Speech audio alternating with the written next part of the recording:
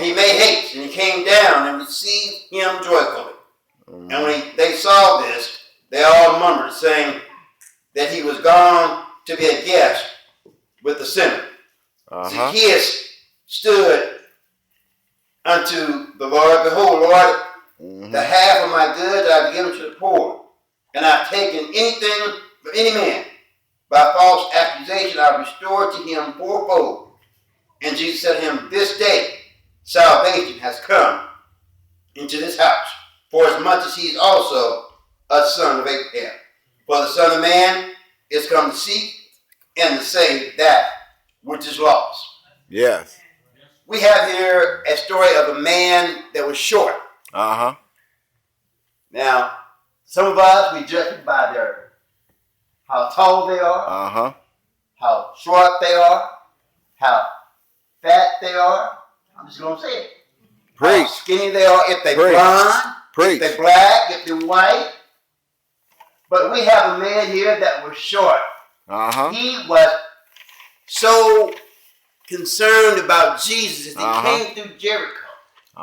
Well, this very important piece of history here has only been talked about in this particular gospel that I've read so far.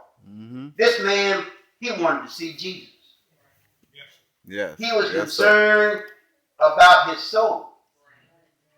He was so concerned about his soul that he climbed up into a sycamore tree. And for a second, now I'm going to use out on a limb. Out on a limb.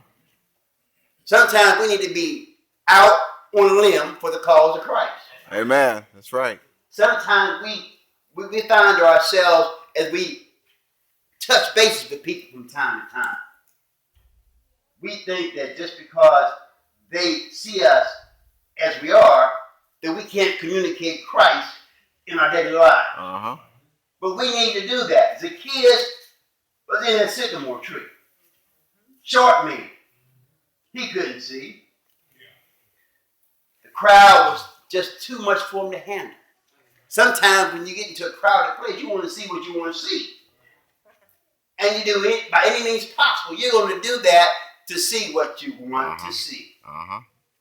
If you're sitting at home and somebody's in front of the television, you say, can you move out of the way? I want to see my favorite program. Well, Zacchaeus, he wanted to see Jesus. Now, one special thing about Zacchaeus, he was a tax collector. He was the chief tax collector in that area. Now, people didn't like him because he was on the other side of the team. But yet, he wanted to see Jesus. And it doesn't matter if you are a tax accountant. It doesn't matter if you are a football coach or a volleyball coach leader. It's not your job or your circumstances that make a difference. It's you. Christ doesn't want the tax collector. He wants the person. Out on a limb. Sometimes we need to go out on a limb when it comes to doing things for the cause of Christ. If that means you got to go beyond your comfort zone. I said again, that means you got to go beyond your comfort zone. You may live in 46205, but there might be somebody in 46218 that want to learn about Christ. But he said, that's a dangerous thing, but I can't go in there. Right. Out on a limb. It's the person. It's his soul that is at stake. It's up to us to go out on a limb. Now, another thing that's important about Zacchaeus is that he comes from that lineage of Abraham. He had some spiritual roots in his family.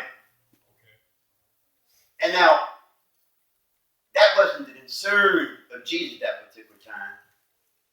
And you know, there's always a crowd of people that are going to criticize you when you're with the wrong type of people. For the right reason. See, when Jesus said, come on down, come down. Today, I'm going to be at your house for dinner. Uh-huh. Oh, there was a crowd there. They got upset. They got bent out of shape. All because Jesus was going to go home and have dinner with a sinner. See, Jesus didn't deal with people that are already well. Yeah. Right. He dealt with sick people. Yeah. People that are sick spiritually, mentally. Amen. You know, in all these accounts in the Bible, we always find crowds around Jesus just because he was doing something for them. But when it came down for them to do something for him, and say, take up your cross and follow me, oh, they were gone. Yeah. They left. They ran out on the limb.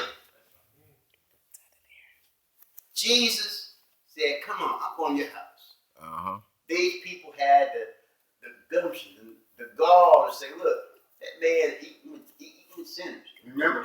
Matthew. He went to Matthew's house. See, when Jesus came to Zacchaeus' house, he said, you know what? I'm going to sell all I have, give it to the poor, and if I owe you something, owe anybody something because I cheated you on taxes, I'm going to pay it back to you fourfold. Now, when was the last time in your life and in my life that you wronged somebody? It's time to fix that situation. Yes. It's time to fix it quick because it can affect you down the road. It can affect you in the last days when we pass from this world to the next world. We're all going to be accountable for what God and those things that we do in this body. Man. If I'm treating you wrong, God's going to judge me for it. Out on a limb. Now, we want to deal with his spiritual curiosity. Note here, Zacchaeus was curious. He wanted to know more about Jesus. He wasn't concerned about what the crowd thought. He was happy that Jesus wanted to come into his house. And not only that, one more important thing, Christ called him by his name.